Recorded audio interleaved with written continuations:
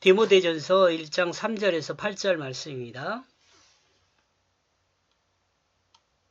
3절 이와 같이 나는 너에게 권하고 있다. 내가 마게도냐로 여행할 때 그 에베소 안에 머물렀다. 왜냐하면 만약 내가 어떤 사람들에게 말했다면 진리에서 벗어난 것을 가르치지 못하도록. 여기서 내가 너에게 내가 이렇게 할 때 이 너는 이 인칭은 디모데로 이해할 수 있고요. 그 다음에 나는 아마 바울로 이해할 수 있습니다. 그러나 성경에서 이 나는을 될 수 있는 대로 바울이라는 개념으로 이해하지 말고 성경은 이로 이해하는 것이 더 옳다고 봅니다. 이 성경 1절 2절에서 말씀드렸던 것처럼 성경은 하나님 말씀이기 때문에 그렇습니다.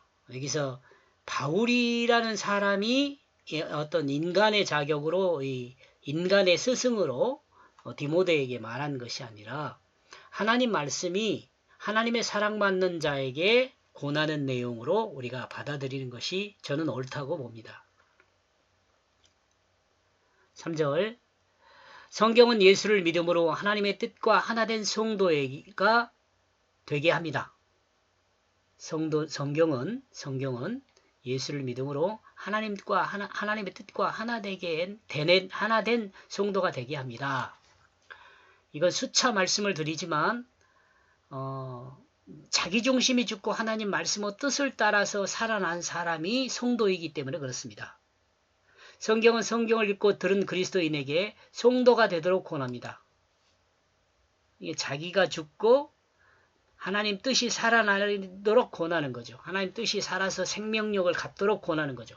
성도는 성경을 통해 진리를 알게 됩니다. 이 진리를 알게 된다는 것은 사실을 알게 된다는 거예요. 실제를 알게 된다는 거예요. 세상에 어떤 영향이 있더라도 실제는 변하지 않죠.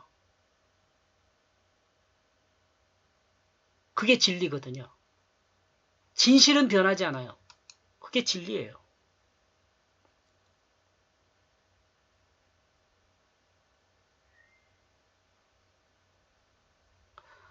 이와 같이 지금 이 복잡하게 설명하고 있는 단어 설명은 이 지금 나온 내용을 설명하기 위해서 한 작업이에요. 그러므로 성경이 성도들에게 성경을 통해 권하는 것은 하나님의 뜻과 하나 되어 인내 안에 머무름이 최고의 축복임을 드러낸다고 봅니다. 지금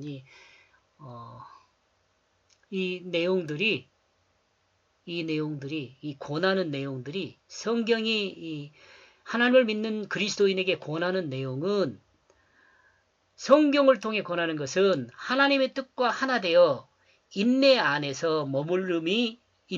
머무름이 하나님의 최고의 축복을 받은 것이다 이런 거죠. 근데 이 하나님의 뜻 안에서라는 것은 하나님의 뜻은 뭐냐 그러면 진실입니다.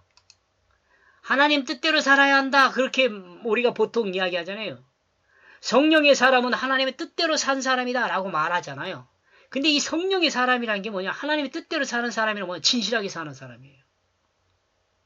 거짓이 없는 사람이에요. 거짓으로 구원받아 진실하게 사는 사람이란 말이에요. 그러니까 하나님 뜻과 하나 된다라는 말은 뭐냐면은 진실이 내 자신이 되는 거죠. 진실함이 내 자신이 되는 거죠. 그런데 이 진실하기가 쉽지가 않잖아요. 그러므로 이 진실 안에서 인내하는 것은 내 자신의 그 거짓이 드러나지 않도록 참고 견디는 거예요.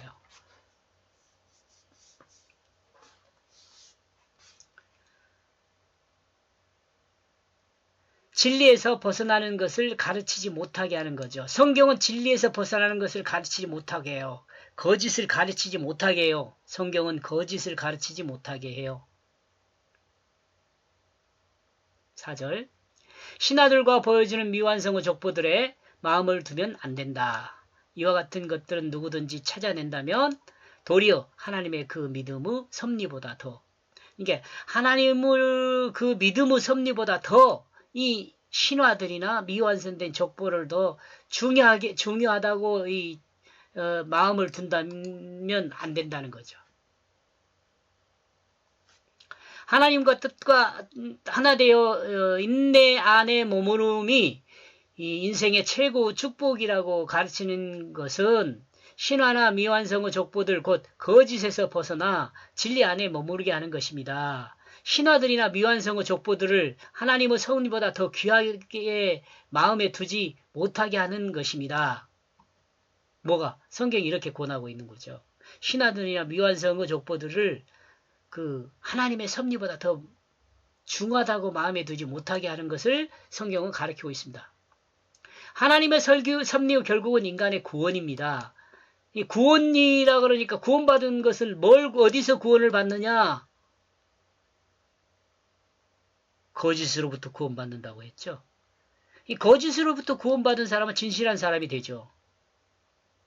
하나님 말씀인 예수 그리스도를 통하여 드러난 하나님의 뜻, 예수 그리스도의 그 십자가와 부활을 믿음으로 하나님의 섭리를 알게 됩니다. 하나님의 섭리 뭐예요? 인간을 구원하는 그 섭리예요. 믿음으로 하나님의 섭리를 알게 된다면 구원의 섭리를 따라 자신의 자기중심이 죽은 것과 하나님 말씀 예수 그리스도의 생명으로 거듭난 것, 산 것을 믿는 것입니다. 이 믿음의 결과로 드러나는 것은 거짓에서 벗어나 진실한 사람이 되는 것입니다. 거짓인 사탄으로부터 구원받아 진실한 하나님의 품으로 구원을 받는 것입니다. 이러므로 성도는 진실한 사랑으로 하나님이 창조한 모든 피조물을 섬기는 그 창조를 회복하게 되는 거죠. 또한 그 명령의 그 끝에 있다. 마음이 깨끗한 사랑과 선한 양심과 가식 없는 믿음에 의하여.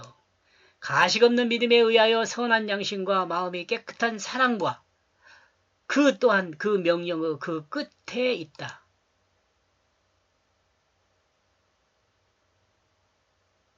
시 같은 언어가 돼가지고 제가 번역한 내용이 그렇게 돼서 여러분 이해하기가 좀 힘들죠. 성경이 가르치는 명령의 끝은 무엇입니까? 성경의 가르침을 통해 성도가 되는 기본이 되는 것은 기초가 되는 것은 가식이 없는 진실입니다. 더하거나 빼지 않는 마음이죠. 사람이 진실하다 그러면은 실제 있음에 더하거나 빼지 않는 것을 말하는 거예요. 해석이 들어가는 것은 더하거나 빼는 것이 되잖아요.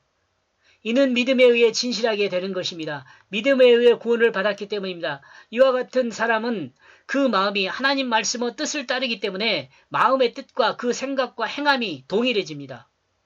이 속에서 생각하는 것과 행동하는 것이 동일하게 된다는 거죠. 진실한 사람은.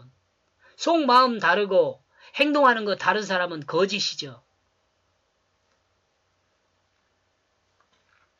이와 같은 사람은 사실에 대해 더하거나 빼지 않습니다.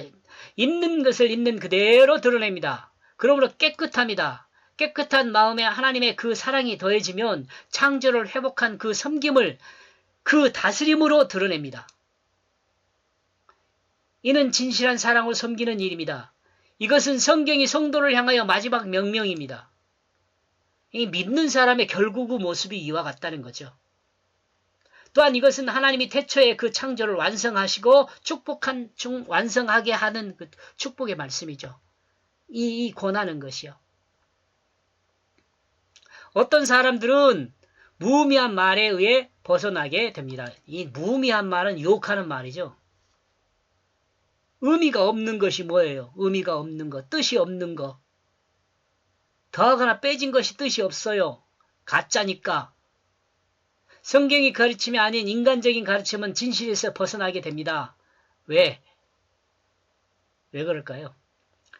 진실의 인간의 지식과 지혜가 더해졌기 때문에 그렇다는 거죠. 있는 것에 해석이 더해진 거예요. 이 자기 중심에 의한 해석이 더해진 거예요. 자기 지식이 더해진 거예요. 그럼 어때요? 있는 실제가 변형돼요.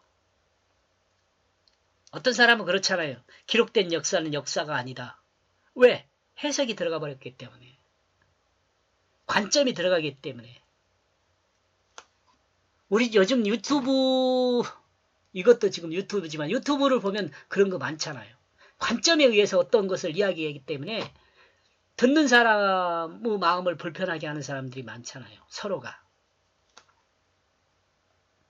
7절 그들은 율법 선생을 소로한다. 그들은 그들의 마음을 바꾼 어떤 것이나 그들이 주장한 어떤 것에 관하여도 모른다. 천천히 읽으면 이해할 수 있습니다. 하나씩 안 되면 거꾸로 읽으면 그들이 주장한 어떤 것에 관하여서도 모른다.